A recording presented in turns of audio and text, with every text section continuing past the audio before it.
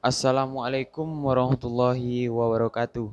Perkenalkan, nama saya Nur Fajri dari kelas E Ekonomi Syariah, NIM 12020515309. Baiklah, saya akan menjawab pertanyaan-pertanyaan yang telah saya buat dari materi 1 sampai materi 4 mata kuliah Sistem Lembaga Keuangan. Soal yang pertama saya ambil dari materi 1 yang berjudul Pengaturan dan Pengawasan Perbankan. Soal 1, bagaimana cara penanggulangan risiko-risiko bank? Jawab, dengan penerapan manajemen risiko dalam perbankan harus didukung dengan cara pengelolaannya, di mana hal tersebut dapat dilakukan dengan 4 cara, yaitu identifikasi, 2 pengukuran, 3 pemantauan, 4 pengendalian.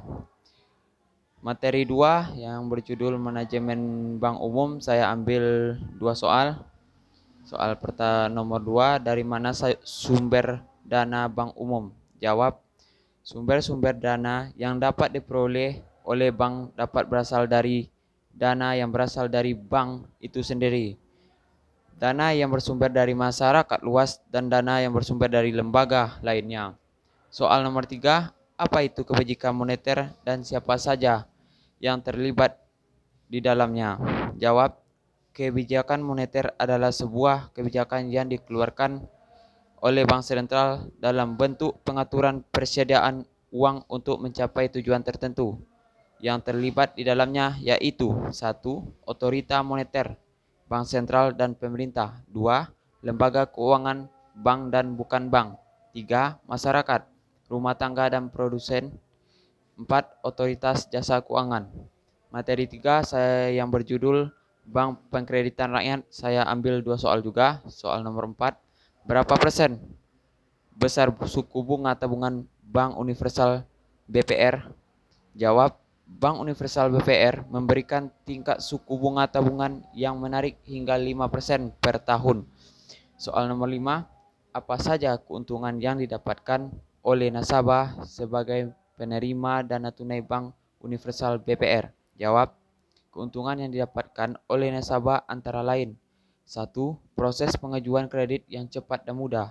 2. Bebas biaya survei. 3. Persyaratan pengajuan kredit yang mudah dan fleksibel. 4. Fasilitas dana tunai sesuai dengan kebutuhan nasabah. Materi terakhir, materi 4 yang berjudul Bank Syariah, saya ambil 2 soal juga. Soal nomor 6, program apa saja yang ada di Bank Syariah? Jawab, berikut ini adalah beberapa produk syariah di Indonesia yang dapat dimanfaatkan masyarakat secara luas berdasarkan kebutuhan. Yang pertama, tabungan syariah. Yang kedua, deposito syariah. Yang ketiga, gadai syariah.